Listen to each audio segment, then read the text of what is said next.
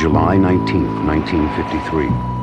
A rented car drives James Lockridge, American businessman, from Beirut, Lebanon to Tehran, Iran. He crosses the border at Cannon King, where a guard improperly lists his name as Mr. Scar on right forehead. It doesn't make any difference. James Lockridge isn't his real name, and he's not really an American businessman. He's an agent for the CIA, America's Central Intelligence Agency. His mission? Orchestrate the CIA's first attempt to overthrow a government.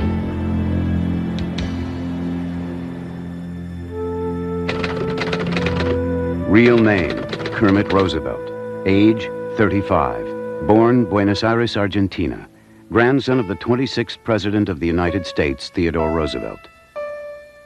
He graduates from Harvard in 1938 and becomes an historian, a businessman, and an intelligence officer with the OSS. The Middle East is full of political intrigue. Iran, formerly known as Persia, is the fabled setting for Scheherazade, Ali Baba, and Aladdin. But Kermit Roosevelt has to deal with reality. His target, Mohammad Mossadegh, the Prime Minister of Iran. The issues are communism and oil. Mossadegh is a colorful eccentric who holds news conferences in bed, wearing pajamas. The flamboyant Prime Minister has reduced the young Shah, Reza Pahlavi, to the status of puppet ruler. The Shah is the heir to the royal throne of Iran. Mossadegh, sympathetic to the Soviet Union, is a social reformer who detests Western imperialism. Even worse, he nationalizes the profitable Anglo-Iranian oil company. The British are livid and withdraw their technicians in protest. In Washington, President Dwight D. Eisenhower agrees to help the British overthrow Mossadegh. Operation Ajax is born. The new director of the Central Intelligence Agency is in charge. Name, Alan Welsh Dulles, age 63. A patrician and conservative, educated at Princeton. His brother, John Foster Dulles, Secretary of State for President Eisenhower. Alan Dulles ran OSS operations in Switzerland during World War II. He is a covert operations expert. The CIA's first order of business is to contact the Shah and tell him the United States and Great Britain are ready to support him in his attempt to regain power. But making contact is difficult. The palace is bugged. The American agent, Kermit Roosevelt, and the Shah must meet in secret. At these clandestine meetings, they agree on a plan. Roosevelt promises Western backing. The Shah issues two royal decrees called firmans, one deposing Mossadegh, the other appointing the Shah's brother-in-law, General Fazlollah Zahedi, as Prime Minister. When the decrees are served, Mossadegh, tipped off by a double agent, ignores them. He gathers troops loyal to him and goes on the air to announce that there's a plot against him and that he is seizing absolute power. The Shah and his wife flee to Rome in exile. The U.S. State Department sends a message ordering Kermit Roosevelt to give up and get out.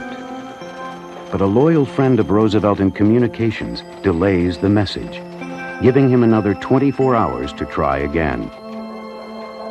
Roosevelt believes that the people and the army will rise up against Mossadegh with the help of the CIA. Somewhere in the milling throngs hide two professional agitators, codenamed Bosco I and Bosco II. They incite peasants trucked in from the countryside, paid by the CIA. Following Roosevelt's script, the mob surges through the streets of Tehran shouting, "Down with Mossadegh, long live the Shah."